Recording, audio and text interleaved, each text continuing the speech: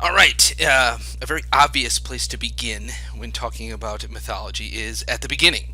So, one of our first major topics will be creation myths, creation stories, and we'll be doing a little bit of comparative mythology, although we're mostly going to be dealing with kind of the Greeks on the Greeks' own terms.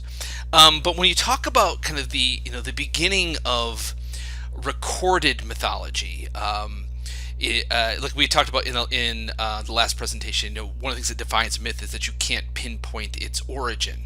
Well, in terms of kind of surviving narrative, you have to start somewhere. And when you talk about the earliest poets, and indeed the earliest literature that the Greeks produced was poetry. You're really talking about two figures. You're talking about Homer, who's perhaps the best known for his poems, the Iliad and the Odyssey, and we'll be reading the Odyssey together. But you're also talking about Hesiod, and Hesiod was, well, we don't like along as with Homer, we don't know a lot about him. The best that we can describe him is as semi-legendary. Probably most scholars, I would say, probably believe there actually was a Hesiod, in the way that most scholars would believe that there actually was a Homer. Although there is disagreement about this, we'll talk more about that later. But he belongs to an era. Most historians would place Hesiod, whoever he was, about the middle of the 8th century BC. So around 750, just kind of split the difference here. And that's an era where Greece itself is emerging from a long, kind of centuries long period of darkness. It's sometimes actually called the Greek Dark Ages, where there's nothing is being produced in terms of material culture. Certainly not literature. We're not seeing lots of organization of cities, of societies, but it's in that 8th century that this starts to change, and it's a bit of kind of a romantic kind of hook to hang things on. But many historians will point to kind of the poetry of Hesiod and Homer as being the flashpoint of kind of the beginnings of what we really, when we talk about kind of ancient Greek culture, it really begins with the poetry of these two men. And Hesiod left behind two poems that we can translate and read today. And both of them have to do with kind of the origins of the world and the origins of humanity, and an attempt to explain why the world is as it is. His Theogony, which is just a Greek term which means the birth of the gods, and his Works and Days, which presents itself as a kind of handbook for farmers, believe it or not. But also within it contains lots of these famous legends, probably the most famous of them being the Pandora story. And if you put these two poems together, you get a kind of theology of origins for the ancient Greeks. Now it's I think you have to be careful in when you read a story like this, and come to the conclusion that, well, this is what all the Greeks believed. I mean, I think this is certainly probably a good template for kind of understanding the way that the Greeks thought about their own origins. But there's so much that we simply don't know about the ancient Greeks and their beliefs and their belief systems. So we always have to be a little bit careful in kind of taking stories like these and then making these leaps of interpretation. Now, lots of creation stories survive from different cultures from around the world. We have lots of kind of ancient Babylonian and ancient Egyptian, ancient Roman creation stories. We have Jewish creation stories. We have ancient Indic creation stories. We have lots of comparative material. And what scholars of mythology have noticed when you put a lot of these stories side by side is that they share a lot of kind of general themes. What you often find is that creation stories begin with a kind of nothingness or disorderedness or chaos, as I have it here. Actually, chaos is a Greek word. Chaos is a kind of deity of some sort in Hesiod's Theogony. And then out of that chaos, out of that disorder, develops order. So order out of chaos is a term you'll often hear in the study of creation stories. You also often find in these kinds of stories, you find that the first deities are synonymous with nature. And so the sky is a god, the earth is a goddess, and so on and so forth. And so there's no difference between nature and deities very often in these kinds of stories. But as the generations of deities go down the line, the gods become much more this mouthful of a word here, anthropomorphic, which just means human shaped. They become more humanoid. And so I'm sure some of you have had some experience with Greek mythology, whether you've studied it elsewhere, or you've read Percy Jackson, or you've seen various films, to know that you've heard of gods and goddesses like Zeus and Hera and Athena and Apollo. And again, no big deal if you haven't. This course doesn't assume any knowledge on your part. But Zeus is very much, when he's depicted, he's very much a human-looking god, heavily bearded, middle-aged man. He's a sky god, but he's not the sky. And so as we go down these generations of deities, we're kind of pointing towards that anthropomorphic, human-shaped deities of that Olympian generation of Zeus and his brothers and sisters and their children. And then you often find in these creation stories kind of these three main stages: the theogony, the birth of the gods. I'm using Greek terms here. Cosmogony, which means the birth of the universe. And as we will see, when your gods are parts of nature, when gods are born, the universe is born. So sometimes these two are part and parcel of each other. And then theomachy, which means a battle between the gods, the war of the gods. And so the idea is that you get these generations of various deities. And of course, this only works if you have a polytheistic system. Many gods and goddesses, all with their own interests and jealousies and agendas. And so they end up bumping into each other and warring against each other. And when that dust settles from that theomachy, then you're finally left with who's in charge, what generation of deities wins that war. And then we can start to delegate some of the other aspects of kind of solidifying power in this divine universe. And sometimes, not always, but sometimes within that, there's kind of a notion of, okay, succession, okay, which gods are, what's the hierarchy, what's the org chart, who's in charge of what. And then where do human beings fit into all of this? Very often in these kinds of stories, human beings are an afterthought, but they do form a part of many of these origin creation stories. So in Hesiod's Theogony, we see pretty much all of these things: birth of the gods, birth of the universe, warring of the gods, and then some sort of succession story at the end to kind of organize this universe. And one of the questions you might say that Hesiod is setting out to answer, although it's the text itself, you'll see it in the Powell text, it's pretty skeletal. I mean, Hesiod doesn't kind of self-interpret. He basically just kind of tells you the story. But one of the questions I think that he is trying to answer and explain to his audience is, how do we get from these earliest kind of primeval deities, some of the first gods or goddesses that show up, chaos, kind of nothingness; eros, which is kind of the sexual impulse from which we get a word like erotic from; Tartarus, which is the underworld; and Gaia, which is the ancient Greek word for the earth. How do we get from those kind of abstractions, personifications, natural beings, to that anthropomorphism, those human-shaped deities on Olympus? What has to happen to get us from point A to point B? All right. If you look at this, don't be overwhelmed by this chart here. I know it's a mess of names, and just know I'm not going to hold you responsible for all of these names. It's one of the things that students who are new to mythology are often kind of dizzied by, is the sheer number of names and characters and terms. And I'm not going to say they're not important, but I do. I'll give us. I'll try to bring this down to a manageable scope. So this is a genealogy chart which kind of shows you all of the characters and things and creatures and gods and goddesses that show up in Hesiod's Theogony. And at the top we get there's chaos, which our slide maker has translated as kind of a yawning gap, kind of a big bowl of nothingness. You have Gaia, the earth; you have Tartarus, the underworld; you have Eros, the libido, so to speak. And then as you go down the generations of deities, you get this last generation, these names that are underlined. These are the kind of the more familiar Olympian deities: Poseidon, god of the sea; Zeus, the sky god, king of the gods, Hera, Zeus's wife.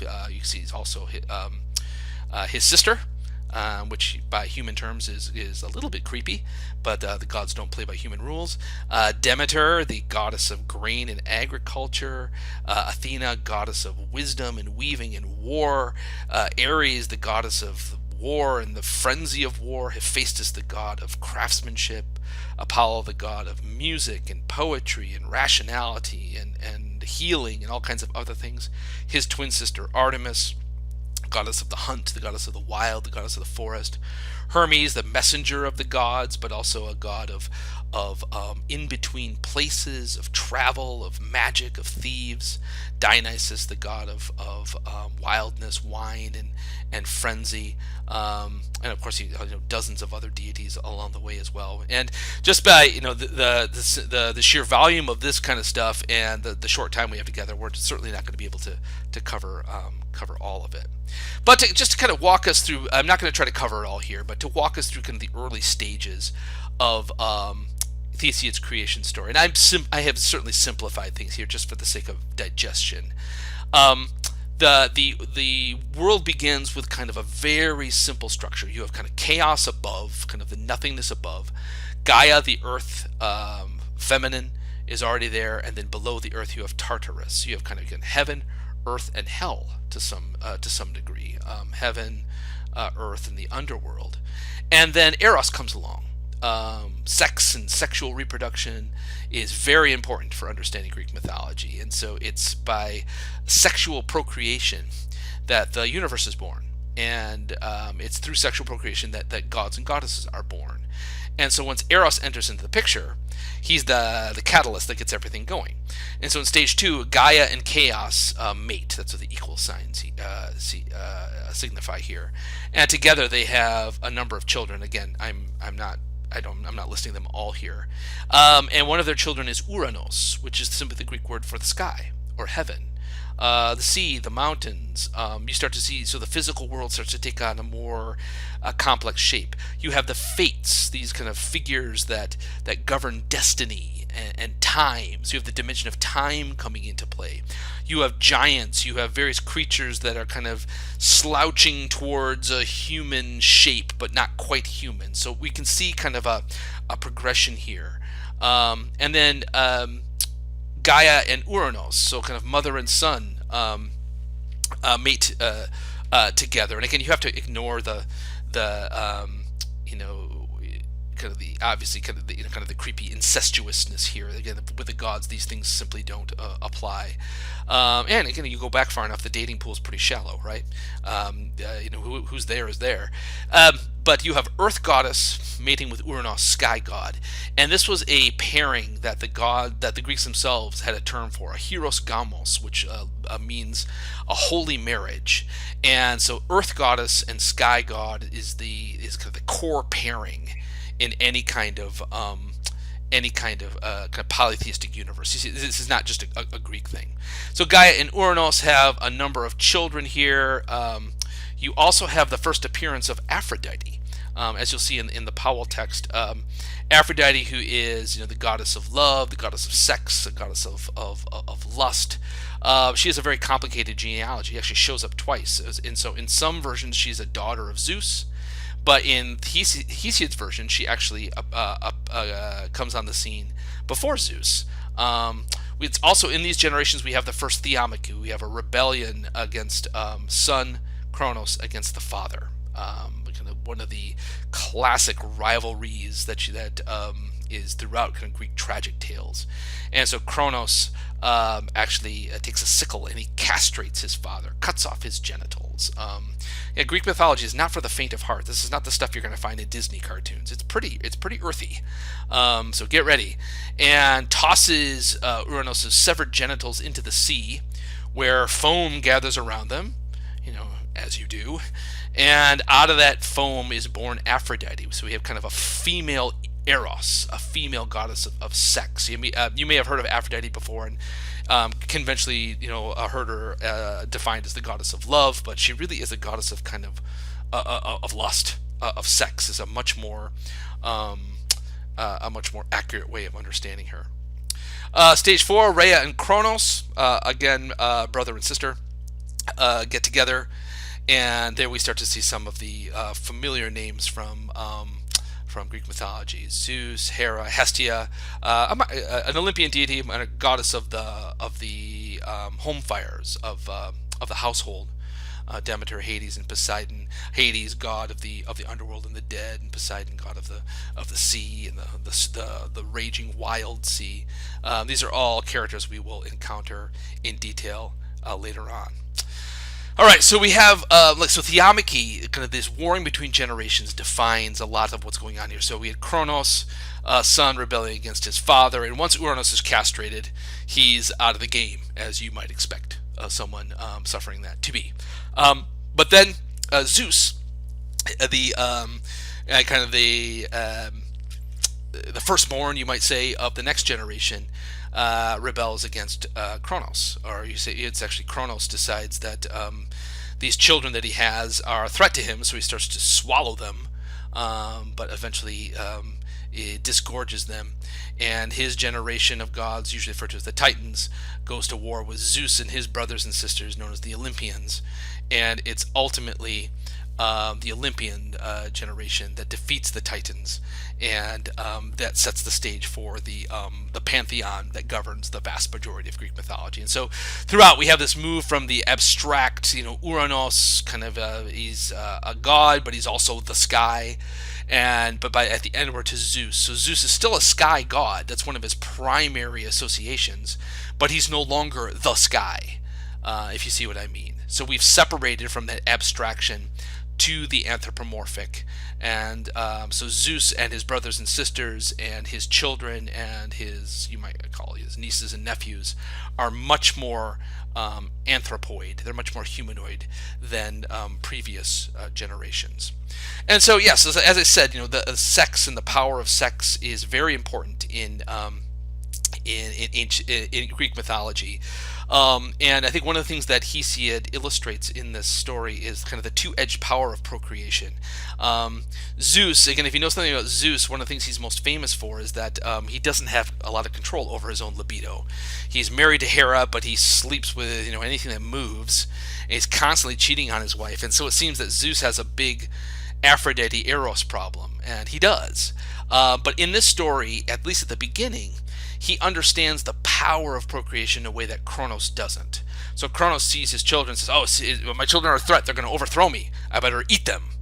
And Zeus understands, at least at this stage in the game, that having your children as allies, like Zeus's favorite daughter Athena, as someone who can support your rule and shape your universe rather than threaten it, is the way to go. Now, the Works and Days, like I said, it's framed as a farmer's almanac, filled with moral maxims and lots of advice of when to plow and when to plant and when to harvest and such. And it has kind of an interesting frame that we don't fully understand. It seems to be Hesiod is writing this for his lazy brother, Perseus. That's not Perseus, the famous hero who beheads Medusa. This is a character only shows up once in all of Greek tales. But apparently Perseus is a lazy brother and doesn't want to do what he has to do to keep the farm going. And Hesiod says, work is all there is, Perseus. And in fact, Hesiod's, in the Works and Days in particular, it's a very pessimistic view of the universe, a very pessimistic view of humanity. And I would say that kind of pessimism runs through most of Greek mythology. But I would say it doesn't get any worse than Hesiod. Hesiod has a very dark view of the place of humanity. And so he basically says to his brother Perseus, listen, life sucks, and it's not going to get any better, and all you can do is work. That's all there is. So get off your butt and do what you need to do. And then he uses that frame to kind of tell a story or stories to his brothers to explain why things are so bad. So he's got this very cynical, very pessimistic view of the universe and of the potential of human progress.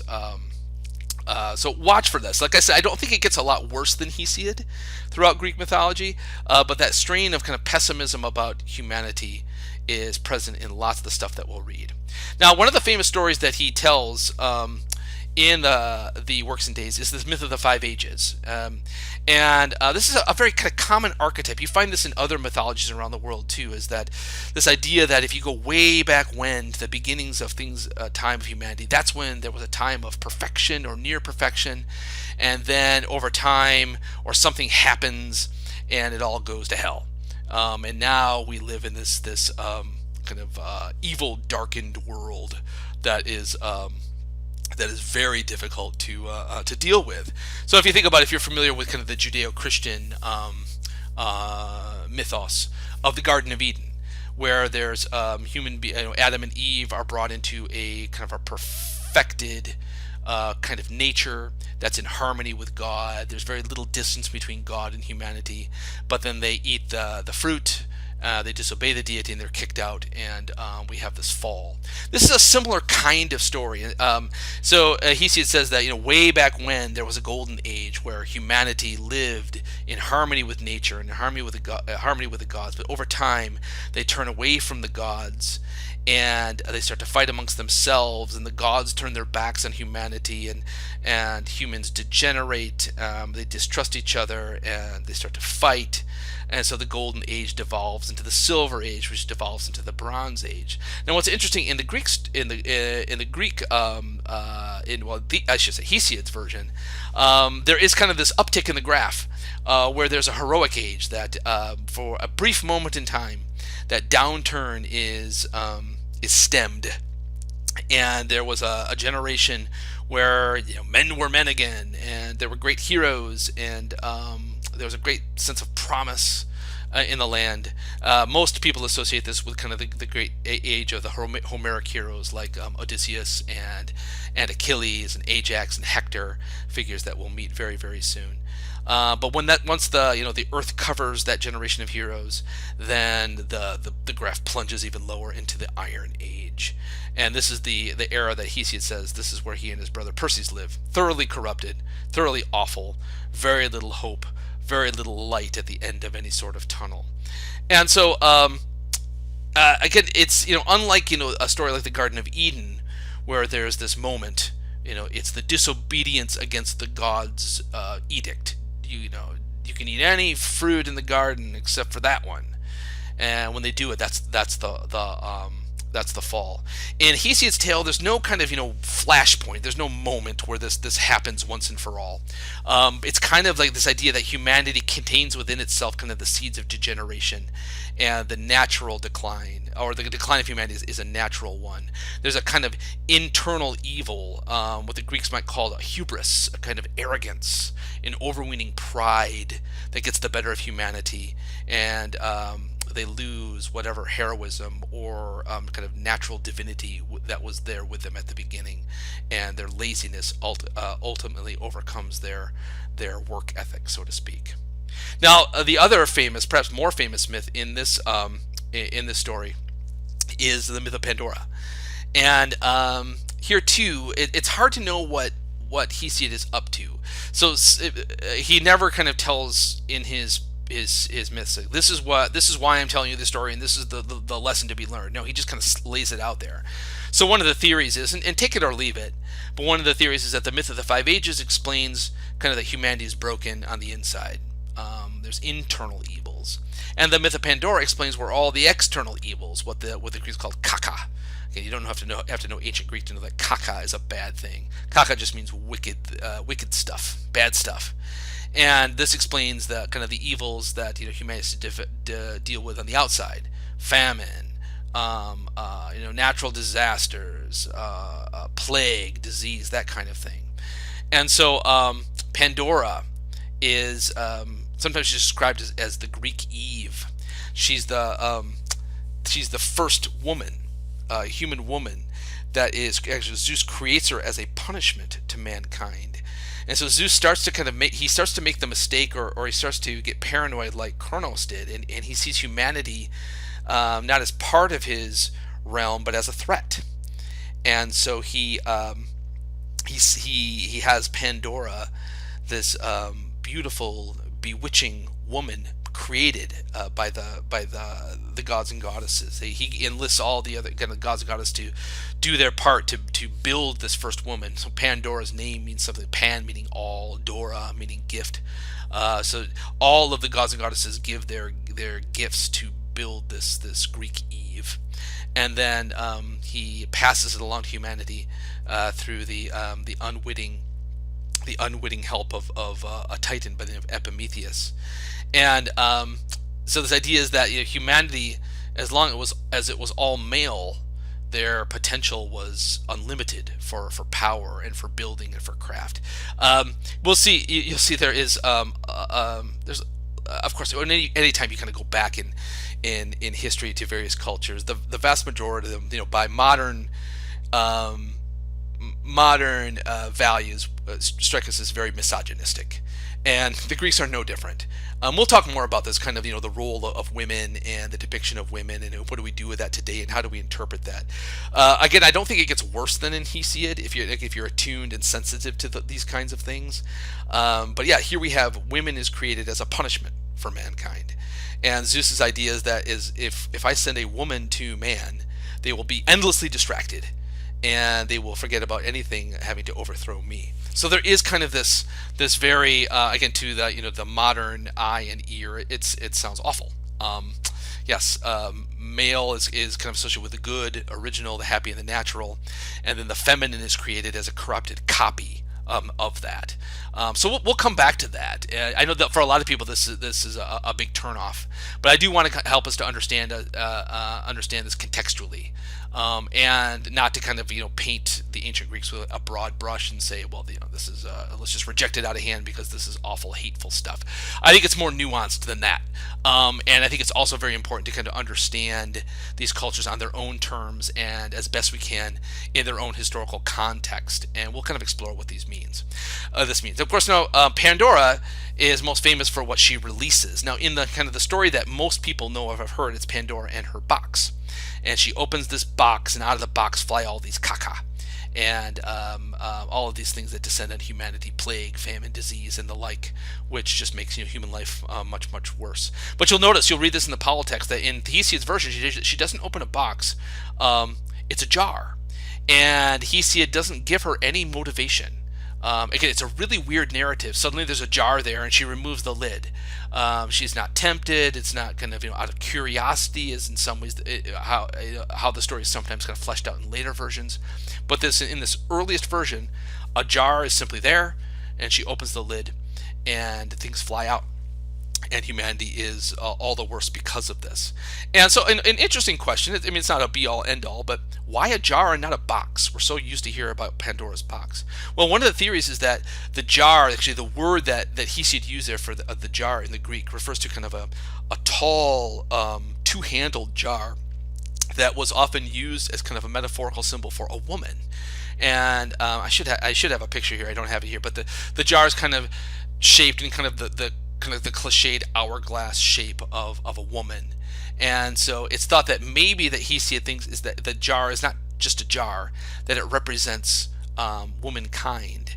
And so if you know the story, when you read the story, you'll see that Pandora she slams the lid back on the jar, and the only thing that is left inside is hope. Hope is trapped in the jar. All the bad stuff went out.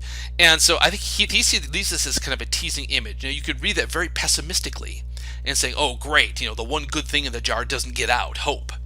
But another way to read this is that if the jar represents femininity, if it represents womanhood, or as some have taken, the jar represents kind of the womb of every woman, the idea is that every woman with her capacity to give birth to a new generation, is this idea that every generation then could be hope reborn into the world. And so maybe we could see in this kind of a small glimmer of hope itself, a glimmer of a light at the end of the tunnel, that is a counter kind of that deep cynicism and pessimism that Hesiod offers to us in the vast majority of his stories. All right, plenty for this topic. This will all be fleshed out, of course, by the course text, and I will talk to you next time.